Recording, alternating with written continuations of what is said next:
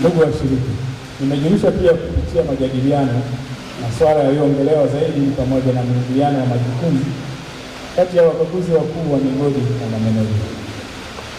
Wakaguzi wakuu wa migodi kuingiliwa katika majukumu yao na maslahi ya wakaguzi wakuu wa migodi. Serikali inaendelea kufanyia kazi changamoto hizo ili kuboresha mazingira ya utendaji kazi, lengo likiwa ni kutenganisha majukumu ya kila upande na kuongeza tija katika uchimbaji. Injinia Kamando hapa, Chief Inspector, ameliongelea hili.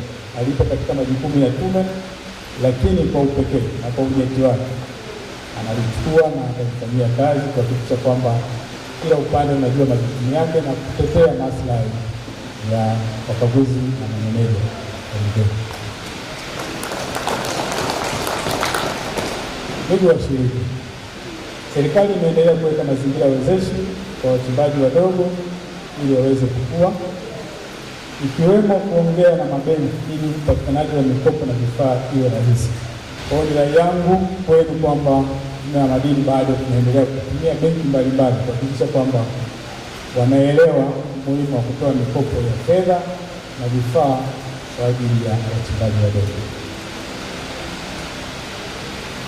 Ndugu washiriki, kama nilivyosema kwamba serikali imeendelea kuweka mazingira hayo wezeshi, lakini mojawapo ya mazingira ni upatikanaji wa mikopo na vifaa, bei elekezi za madini ambazo tunazitoa kila siku. Kila siku tunatoa bei. Tunatoa bei ni kwa sababu ilionekana zamani kwamba wachimbaji wanapata madini lakini hawajui yanauza bei gani.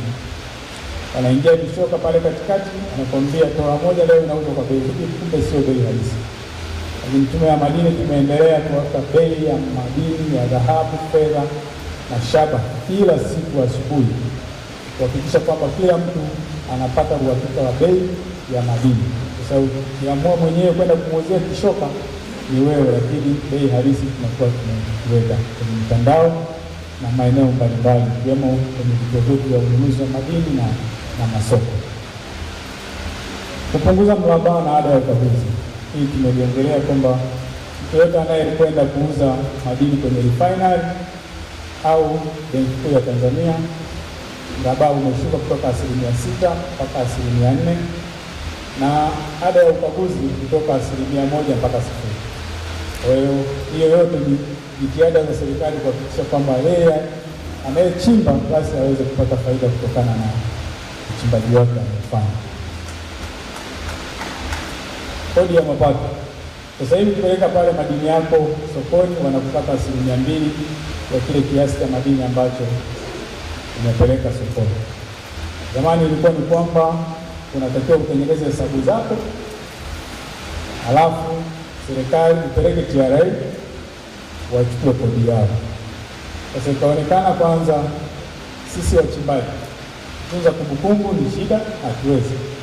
Lakini pia kuna matumizi mengine ambayo hayana risiti ya mashine. Umenunua kamba, umenunua mahindi, nani atakupa risiti ya mashine? Umechukua kapuku kako umepeleka kwa jamaa ile ya kuangalizia mazingira kama inaweza ukapata, nani atakupa risiti? Japokuwa hilo sasa naomba tuachane nalo, tutumie maabara na utaalamu mwingine ili kuhakikisha tunachimba sawa. Ni rai yangu kuwa kila mmoja wenu awe mfano bora wa uadilifu, uzingatiaji wa sheria na usimamizi bora wa shughuli za uchimbaji, sanjari na kuwa mstari wa mbele katika kutunza mazingira. Mazingira ni ya kwetu, sisi ni Watanzania na sisi tunakaa katika mazingira haya.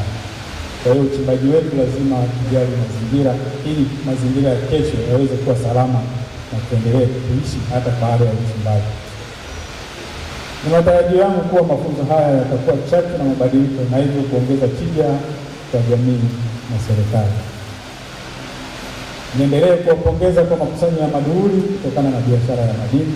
Nilivyosema, tunapata maduhuli mengi kutokana na biashara ya madini, japokuwa kuna changamoto ndogo ambazo za watu wanatorosha. Kwa hiyo ni rai yangu kwenu wote kuhakikisha kwamba tunawahimiza watu waende wakauze maeneo ambayo yanakubalika, na vituo vya ununuzi wa madini na masoko ya madini.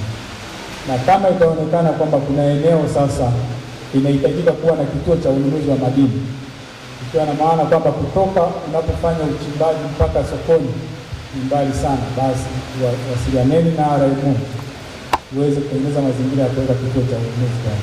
Lengo ni kwamba usichoke na ukashawishika kwenda kutorosha madini, upate huduma karibu sana na mahali unapofanyia. Ni jambo la kumshukuru Mwenyezi Mungu mwingi wa rehema. Tunazo salamu zetu kutoka Chama cha Wakaguzi cha UMITA Tanzania. Salamu zetu kutoka chama chetu cha Wakaguzi Tanzania, tunayo malengo makuu matano katika chama chetu. Moja, malengo ya chama hiki ni mengi, lakini nitasema machache. Moja ni kulinda na kuelimisha kuhusu usalama uchimbaji katika migodi yetu. Mbili, uchimbaji salama katika migodi yetu, kutengeneza wakaguzi wapya wa migodi salama. Kwa sababu gani? Sasa hivi tunaelekea kuzeeka, na tunapoelekea kuzeeka ni lazima tutengeneze wakaguzi ambao tayari watakuwa wadisi wetu.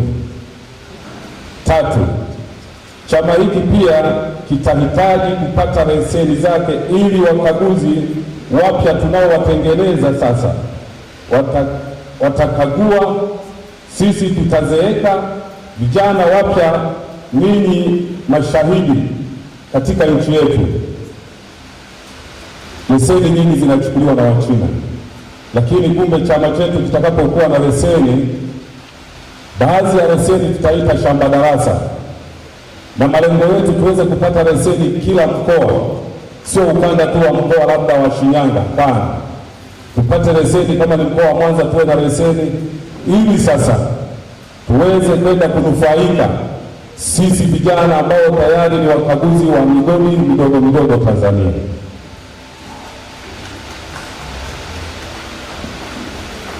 Ombi letu katika serikali yetu pendwa inayoongozwa na mama kipenzi chetu, kipenzi cha Watanzania, Mama Samia, tunayo wizara ya madini, lakini pia tunayo tume ya madini. Tunaomba katika kitengo cha GST cha utafiti wa miamba,